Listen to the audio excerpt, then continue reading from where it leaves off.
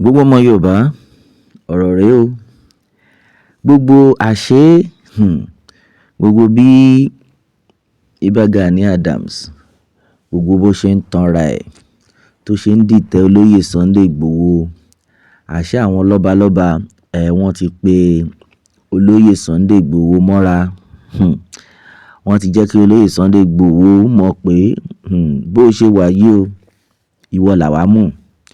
Ẹ gbàgbé ipò ààrẹ kan tí wọ́n fún èèyàn kan, ẹni tí wọ́n fi joyè àwòdì tí ó lè gbẹ́dìyẹ. Ó ga o. Ẹ mọ̀ pé ó ti pẹ́ ta ti máa ń pariwo "Who Jah bless, let no man curse." Òun ni ọ̀rọ̀ olóyè Sunday Igboho. Ẹni tí Elédùmarè ti gbéga, kò sí ẹ̀dá alààyè kankan tí ó lè fà wálẹ̀. Bẹ́ẹ̀ ni, lọ́wọ́ yìí gbogbo àwọn lọ́balọ́ba, wọ́n ti pe àkíyèsí olóyè Sunday Igboho pé máa ṣe tiẹ̀ lọ, ìwọ làwá mọ̀. Lọ́wọ́ yìí, bá a ṣe ń bá yín sọ̀rọ̀ lọ́wọ́ yìí, Ọọ̀ni of Ifẹ̀ àti àwọn lọ́balọ́ba nílẹ̀ Yorùbá, wọ́n ti pe olóyè Sunday Igboho fún meeting láti pàdé ní ìpínlẹ̀ Èkìtì. Bẹ́ẹ̀ ni, kí ni ọ̀rọ̀ meeting yìí, kí ló já sí? Kí ló bá dé? Kí ló dé tán fi pe olóyè Sunday Igboho pé wo ìpàdé yìí ta fẹ́ ṣe yìí, o gbọ́dọ̀ wà ńbẹ̀. Àwọn lọ́balọ́ba kẹ̀dẹ̀ ré, wọ́n gbọ́dọ̀ péjọ. Níbo ni wọ́n ti ṣe meeting yìí?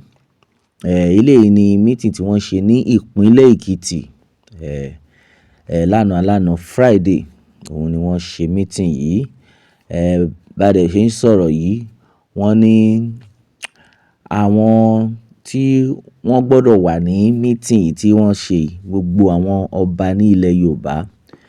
Ẹni tó dẹ̀ host wọn ní ìpínlẹ̀ Èkìtì, òun ni Ọwá Ajero of Ìjẹ̀rò Èkìtì, Ọba Adébáyọ̀ Adéwọlé,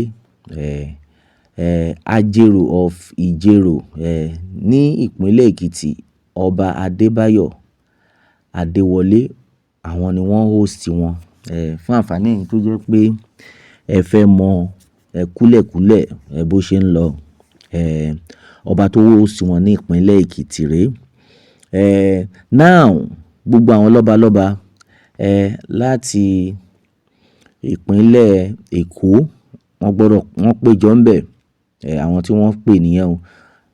Ìpínlẹ̀ Èkó, ìpínlẹ̀ Oǹdó, ìpínlẹ̀ Ọ̀ṣun, ìpínlẹ̀ Ògùn àti àwọn ọba kankan ní ìpínlẹ̀ Kwara.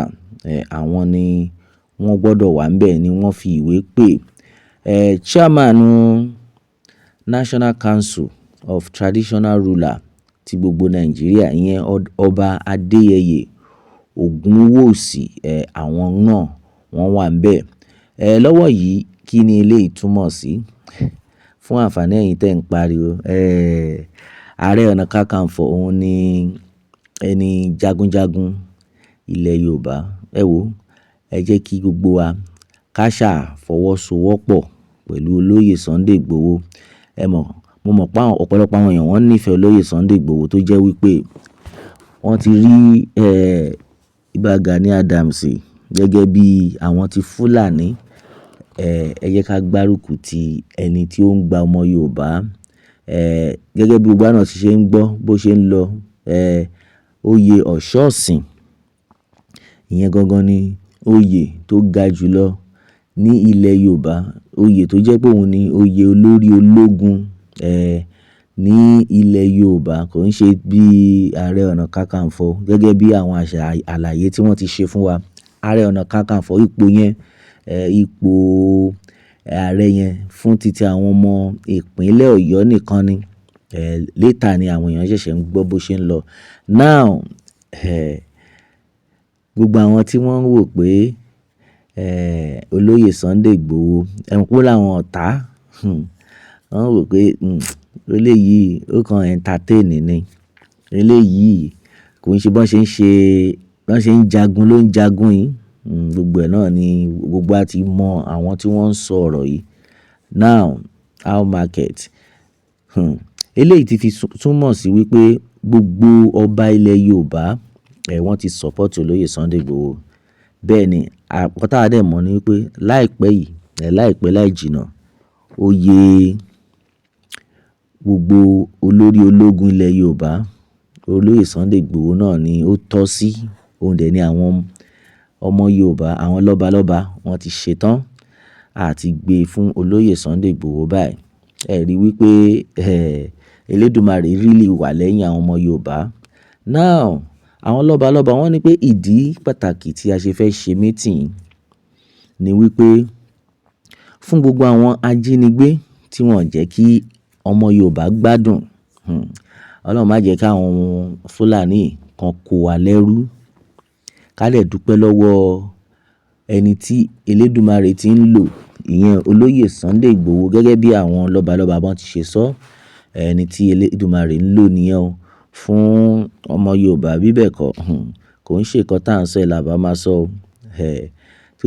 Because àwọn ará bí wọ́n ready àti gba gbogbo ilẹ̀ Yorùbá. Wọ́n ready àti kó ọmọ Yorùbá lẹ́rú. Mélòó nínú àwọn ọba ni wọ́n ti jí gbé láìpẹ́ yìí.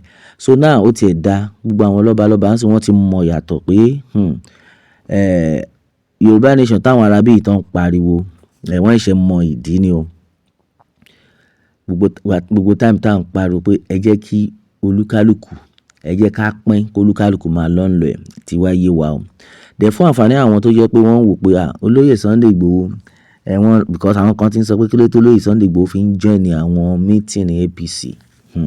Ní blame bàbá o. Kó lè dà torí ọmọ Yorùbá náà ni bàbá náà ṣe ń cooperate. Because bó ṣe ń lọ yìí kó má dàbí pé èèyàn jẹ abáramúre jẹ. Ẹ wo ẹni tó sign ìrú ẹkùn. Òun yìí wà nínú ọmọ ẹgbẹ́ APC. Àbẹ́ẹ̀ rí nǹkan bí? Ẹni tó sign ìrú ẹkùn nìyẹn o. At the end of the day olóyè Sunday Igboho náà máa kò yé yín. Bàbá náà fẹ́ fi ìmoore hàn. Ìyẹn ò ní pé olóyè Sunday Igboho ò nífẹ̀ẹ́ Accord Party o. Ìyẹn ò ní pé olóyè Sunday Igboho ò nífẹ̀ẹ́ gbogbo àwọn ọmọ Yorùbá yòókù o. Yorùbá ni gbogbo wa. Kátà ni pé politics game náà ni. Eléyìí jẹ èyí jẹ èyí ò jẹ ni kí gbogbo ẹ náà lè dá at the end of the day ni. So lórí ọ̀rọ̀ yẹn náà a mọ̀ pé ọ̀pọ̀lọpọ̀ àwọn kan ó ti yé wọn bó ṣe ń lọ.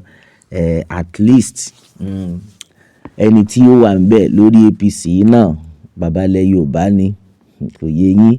Ó níbi tí ọ̀rọ̀ náà tó máa já sí later. Ire ló máa já sí. Kí gbogbo ẹ náà lè dá ni. So nínú gbogbo party bẹ̀ yẹn àwọn tó ń pariwo pé olóyè Sunday Igboho kí ló tán fi ń lọ sí meeting àwọn APC. Ẹ máa wò ó ti yín. Ẹ máa wò ó ti yín. Ṣèbí kí ọmọ Yorùbá ti wà lálàáfíà ni. Àbí? Ṣèbí kí orílẹ̀-èdè Yorùbá kó ti bọ́rí ni. Ṣèbí kí àlàáfíà kó jọba lórílẹ̀-èdè Yorùbá ni. Òun náà ni gbogbo wa ń jà fún. Ẹ máa wò ó ti yín. Now, gbogbo àwọn ọ̀tá ilẹ̀ Yorùbá tí wọ́n fẹ́ kí ìrọ̀rùn dé bá orílẹ̀-èdè Yorùbá, àwọn gan bọ́n ṣe wà yẹn ojú ti bẹ̀rẹ̀ sí ní ti gbogbo wọn because gbogbo àwọn tí wọ́n wà nídìí kí ó lè dá kò yé yín àwọn lọ́balọ́ba ilẹ̀ Yorùbá gbogbo wọ́n ti gbárùkù ti olóyè Sunday Igboho báyìí. Ẹ rí i pé ìròyìn ayọ̀ lélẹ́yìí. Pé Gani Adams wọ́n máa ṣe tiẹ̀ lọ tásìkò bá tó wàá mọ ibi tó belong.